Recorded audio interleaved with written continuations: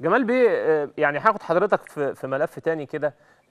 برادلي ليه تصريحات امبارح في الجرايد غريبة شوية. قال الحقيقة أنا عندي مشكلة، مش عارف أتعامل مع الاتحاد الجديد لأن مفيش حد بيجيد الإنجليزية. أنتوا مم. ما عندكوش حد بيعرف يتكلم إنجليزي؟ والله احنا انا امبارح قريته زي حضرتك برضه. مم. يعني انت، يعني حتى لو ما بيقدرش، لو الاتحاد المصري آه. بجلالة قدره اعضاء مجلس الاداره آه. كلهم، وانا اعلم كل اعضاء مجلس الاداره مم. كلهم بلا استثناء بيتحدثوا اللغه الانجليزيه. طب ما في مترجم معاه. مم. ده سؤال بسيط يعني، ما احنا معينين له مترجم حتى لو ما كانش فيه. يعني مترجم ده بينه وبين اللعيبه، بينه وبين الجهاز. حتى لو ما فيش يعني الرد، الاسلوب ما يطلعش بالطريقه دي. لكن انا برضو يعني مش عايزين نقول ان ممكن قال او ما قالش، لان طبعا ممكن تكون تصريح على لسانه، ممكن يكون تصريح مش على لسانه. لكن طبعا هنكلف حد يشوف التصريح ده صح ولا غلط عشان يشوفه. مم. طبعا نتكلم معاه، لان هو النهارده ما كانش يعني انا ما كانش موجود في الاتحاد. فحد هيشوفه مم. برضو بكره ويشوف الموضوع ده يعني. يعني تصريحات كتيره شغاله اليومين دول يا كابتن سيف. جمال بيه، مش حاسس ان برادلي كانت الامور هاديه جدا في مجلس الكابتن سمير ثم المجالس اللي بعد كده وصبور جدا؟ يعني تحول بقى شرس جدا في مجلس الاستاذ جمال علام. يعني مش حاسس حضرتك ان هو حاسس ان هو تصريحاته زادت، حاسس ان هو صوته عالي، مع العلم ان الراجل كان عامل اداء كويس جدا وكان صوته واطي والدنيا ماشيه في هدوء؟ هل يعني هتتكلموا معاه في حديث، في تغيير، في حاجه، في خلافات؟ لا هو طبعا ما فيش خلافات، بس النهارده لما يبقى في صوته عالي يا كابتن سيف، لا ما ينفعش.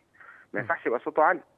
وبعد كده ان احنا برضو الكلام احنا بنقول منسوب ليه، لكن ما شفناش هل هو فعلا قال ولا لا. يعني م. في كلام اتقال قبل كده لما كلفنا الاخوه اعضاء مجلس الاداره بالجلوس معاه.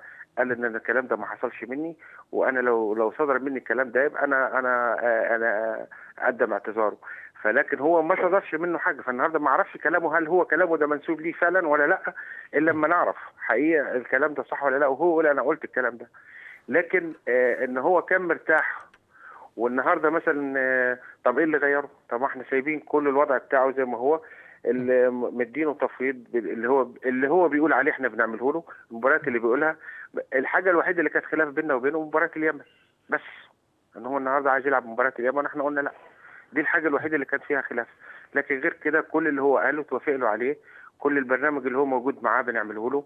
كل المباريات اللي هو يعني عاملها في حساباته في الاجنده بتاعته موافقين عليها. النهارده برضو خدت ملف اللي هو المباريات اللي هي مبعوثه لينا عشان نشوفها. لقيت لغايه 6/2 عنده مباريات. فالنهارده يعني ما افتكرش ان هو بيدور على حاجات زي دي. واعضاء مجلس الاداره كلهم ما بيتدخلوش على احنا بدايتنا. احنا قلنا يا كابتن سيف ان واحد بس اللي هيبقى همزه الوصل بيننا وبينه، مش مشرف عليه. لا ده همزه وصل، لو في مشكله عنده يبلغها لنا. المشكله الوحيده اللي كانت عندنا اللي هي ال 1500 يورو اللي هو قال عليها اللي اتخصمت 2%. دي مش مشكلتنا احنا، دي مشكله عقد موجود في العقد معاه. يعني مش مشكله اتحاد كوره جه النهارده خصم عليه. لا ده اتخصم، احنا جينا لقيناها مخصومه.